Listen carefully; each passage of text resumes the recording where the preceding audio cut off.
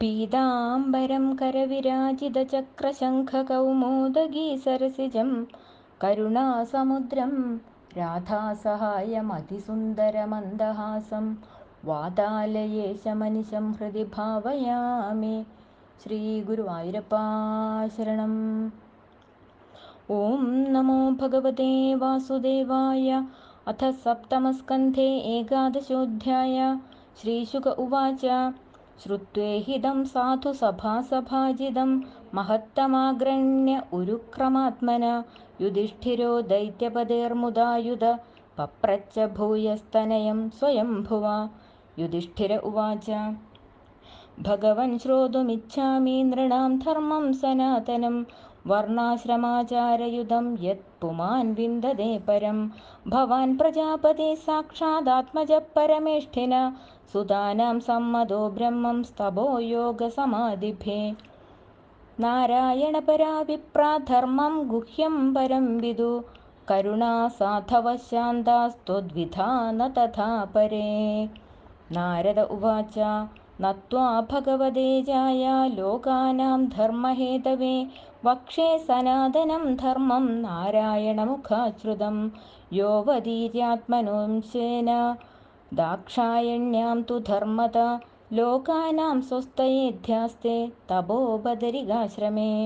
धर्ममूलं हि भगवान् सर्ववेदमयो हरि स्मृतं च तद्विदां राजन् येन चात्मा प्रसीदति। सत्यं दया तपः शौचं तितिक्षेक्षा शमोदम अहिंसा ब्रह्मचर्यं च त्यागः स्वाध्यायार्जवं सन्तोषः समदृक्सेवा ग्राम्येहो परमशनैः नृणां विपर्ययेहेक्षा मौनमात्मविमर्शनम् अन्नाद्यादे संविभागो भूतेभ्यश्च यथार्हता तेषु आत्मदेवता बुद्धि सुतरां नृषु पाण्डव।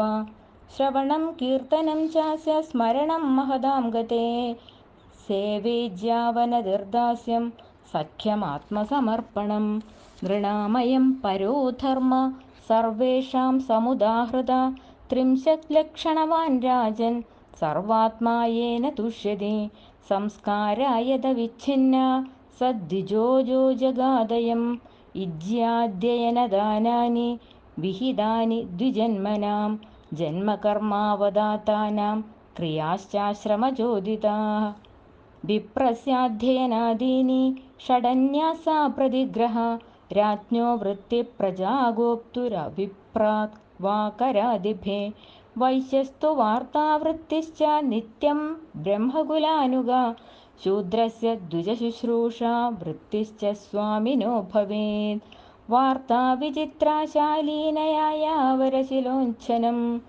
विप्रवृत्तिश्च दुर्धेयं श्रेयसी चोत्तरोत्तरा जघन्यो नोत्तमां वृत्तिमनापदि भजेन्नर हृदे राजन्यमापत्सु सर्वेषामपि सर्वशः हृदामृताभ्यां जीवेद मृदेन प्रमृदेन वा सत्यानृताभ्यां जीवेद न स्ववृत्त्या कथञ्चन हृदमुञ्छशिलं प्रोक्तममृतं यदयाचितं मृदं तु नित्ययाज्ञा स्यात् प्रमृदं कर्षणं स्मृतं सत्यानृतं तु वाणिज्यं स्ववृत्तिर्नीचसेवनं वर्जयेत्तां सदा विप्रो राजन्यश्च जुगुप्सितां सर्ववेदमयो विप्र सर्वदेवमयो नृप शमोदमस्तपः शौचं सन्तोषक्षान्तिरार्जवं ज्ञानं दयाच्युतात्मत्वं सत्यं च ब्रह्मलक्षणं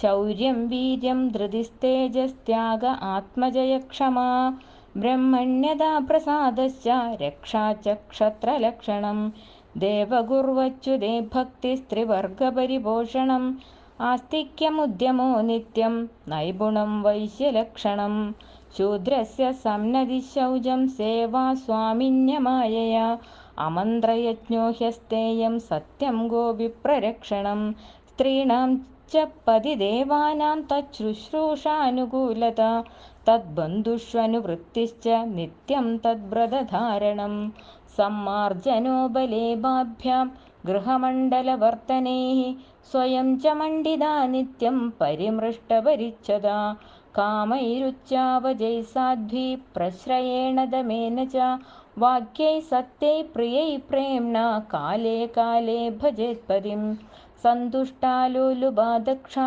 धर्मज्ञा प्रियसत्यवाक् अप्रमत्ता शुचिस्निग्धा पदिं त्वपदिदं भजेत् या पदिं हरिभावेन भजेत् श्रीरिव तत्परा हर्यात्मना हरेर्लोके पत्या श्रीरिव मोदते वृत्तिः सङ्गरजातीनां तत्तत्कुलकृता भवेत् अचौराणामपापानामन्त्यजान् देवसायिनां प्रायः स्वभावविहितो नृणां धर्मो युगे युगे वेददृग्भिः स्मृतो राजन् प्रीत्यच्चेह च शर्मकृत् वृत्त्या स्वभावकृतया वर्तमानस्वकर्मकृत् हित्वा स्वभावजं कर्म शनैर्निर्गुणदामियात् उप्यमानं मुहुक्षेत्रं स्वयं निर्वीर्यतामियात् न कल्पते पुनः सूत्या उक्तं बीजं च नश्यति एवं कामाशयं चित्तं कामानामधिसेवया विरज्येत यथा राजन् नाग्निवत् कामबिन्दुभे यस्य यल्लक्षणं प्रोक्तं पुंसो वर्णाभिव्यञ्जकं यदन्यत्रापि दृश्येत तत्तेनैव विनिर्दिशेत्। हरि ओं तत्सत् इति श्रीमद्भागवते महापुराणे पारमहंस्यां संहितायां सप्तमस्कन्धे युधिष्ठिरनारदसंवादे सदाचारनिर्णयो नाम एकादशोऽध्यायः। सर्वत्र गोविन्दनामसङ्कीर्तनं गोविन्द गोविन्द। श्रीहरये नमः।